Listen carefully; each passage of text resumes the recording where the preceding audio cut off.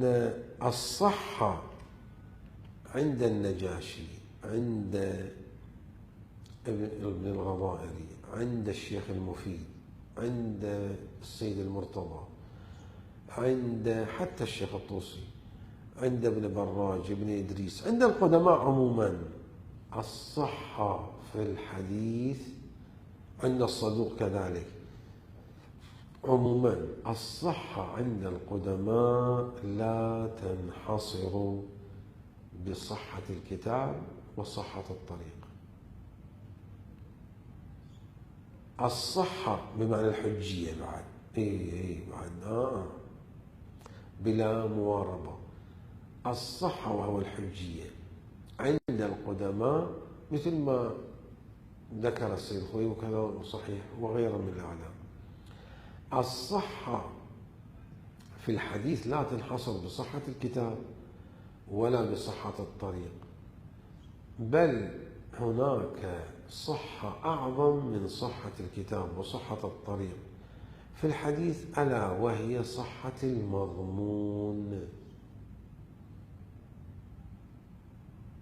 ورجاء تتبعوا، أساس ليس الدعوة بلا دليل، رجاء تتبعوا كلام النجاشي. بعد أكثر من هذا كلام النجاشي في مفرداته، كم مفردة ذكرها النجاشي؟ 1000 أكثر. شوفوها مفردة أصحاب كتب النجاشي.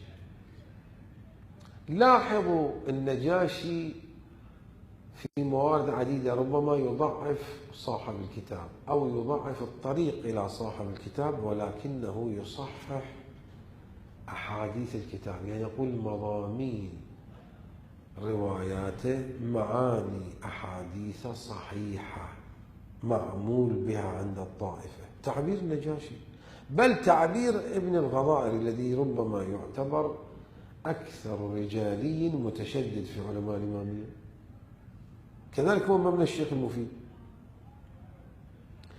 مثلا ما ينقلون عن الشيخ المفيد حول كتاب سليم بن قيس أو غير الشيخ المفيد، عبارة راجعوها لمن يطلع بالحديث والدراية، من لا يطلع بحث آخر. من هو مطلع، الشيخ المفيد لا يشكك في أصل مصدرية كتاب سليم بن قيس، كلامه في النسخ وكلامه في مراجعة العوام المتدينين إلى هذا الكتاب من دون استعانة بالعلماء. يقول ما يصير، لابد يستعين بالعلماء، هذا بحث آخر. الشيخ المفيد لا يشكك في أصل مصدرية ولا كون من أصول مصادر علماء الإمامية كتاب سليم بن قيس أو غيره من الكتب الأخرى. هناك نفس الشيخ المفيد يصرح بصحة المعنى،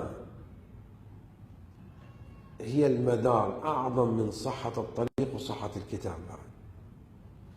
صحة المعنى يعني مطابقة المضمون، ويؤكدون قدماء علماء الإمامية صحة المضمون هي من شأن من؟